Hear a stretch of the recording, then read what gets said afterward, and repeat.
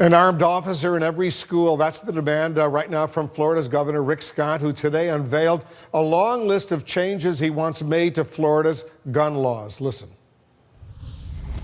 Today, I'm calling for a mandatory law enforcement officer in every public school.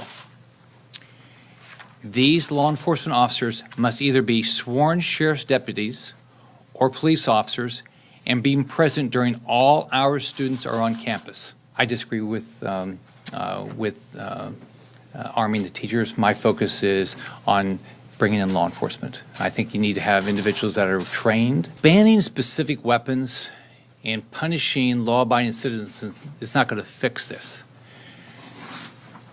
What we have to do is we have to really focus on the problem.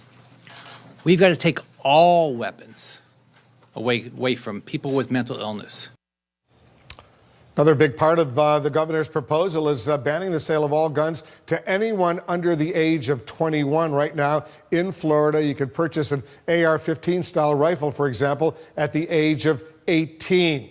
Our Kaylee Hartung is joining us from Parkland, Florida right now at the Stoneman Douglas High School. Kaylee, so what else is the governor calling for, and how soon does he want all of these new steps implemented?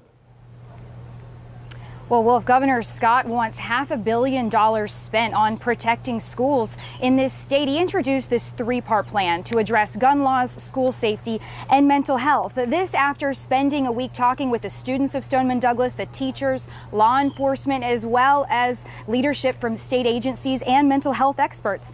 The bottom line is he wants to make it virtually impossible for anyone with a mental health issue or anyone who could be a threat to them or others to be unable to purchase or use a gun. Let's roll through some of these points of his action plan. As you mentioned, he doesn't want anyone under 21 to have the ability to buy a gun. He wants there to be tougher background checks and longer waiting periods. And by the start of the 2018 school year, Wolf, he wants one law enforcement officer per every 1,000 students on a campus. That means Stoneman Douglas last Wednesday would have had 3 law enforcement officers for their 3,300 students on campus, as opposed to the 1 that they did. He also wants metal detectors, steel doors, and bulletproof glass put in on campuses, and he wants more dedicated mental health counselors on hands to help students through their problems. He also mentioned a ban on bump stocks and said he may abandon tax cuts to help pay for school safety. And students among those who made the trip to Tallahassee to speak with Governor Scott earlier this week,